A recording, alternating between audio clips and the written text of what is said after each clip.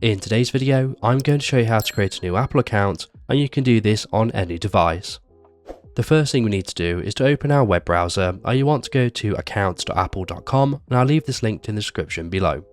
Once you are here, you want to select the little drop down menu in the top right hand corner, and inside the drop down menu you want to select create your Apple account.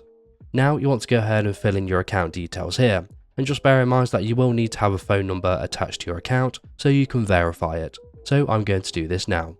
So once you've filled in your account information, you want to choose whether you want to verify it by text message or phone call, which will be using the phone number you entered above. So I'm going to select text message. And then you want to choose whether you want to receive email announcements, so I'm going to deselect that. And you can also receive marketing information for other Apple services. Again, I'm going to deselect that. You then need to do a captcha, and once you're ready, you want to select continue. Of course, I failed the captcha twice, so I'm going to select continue again. And then you need to enter in the codes that has been sent to your new Apple account email that you used to sign up with. Then you need to enter in the codes that will be sent to the phone number. And once you've done this, you have successfully created your Apple account, and here you can go ahead and change the more account information if you'd wish to do so.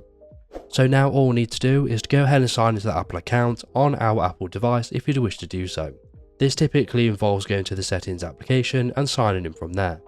And that's it. So if this video is helpful, please leave a like, and if you have any questions or comments, you can leave them below.